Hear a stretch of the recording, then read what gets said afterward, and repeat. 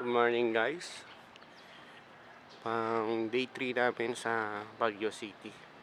So itutur kayo namin sa aming transient. Ito guys, ang ganda nung tinuluyan namin.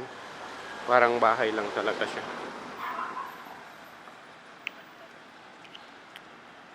Guys. Ayan. So buong bahay lang siya.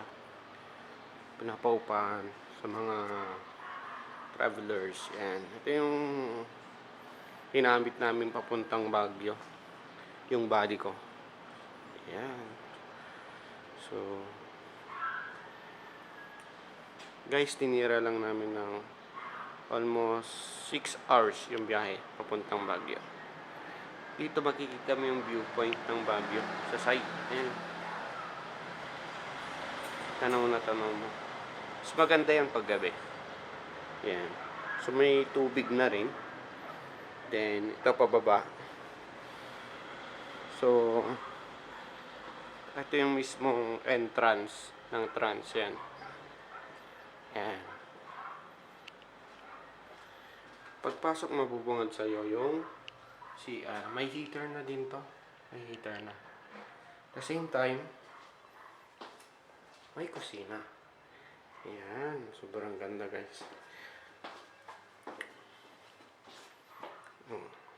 So mga nagtatanong kung magkano, 500 pesos lang per head. Ayan. May cabinet din. Ito sa gilid. Ayan. May cable, may mini ref.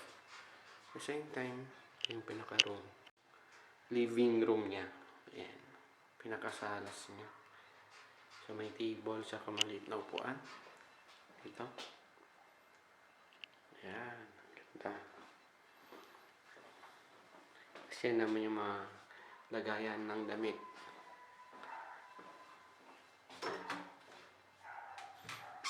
O, ayan guys. Dalawa yan. Kabilaan.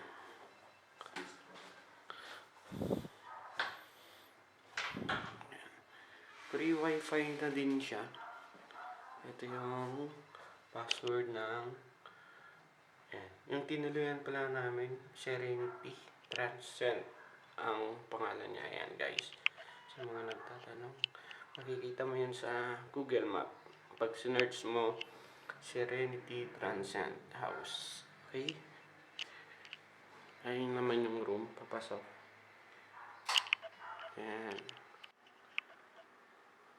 Ito yung room. Ayan. So, sakto lang sa couple. Ayan. Maganda din.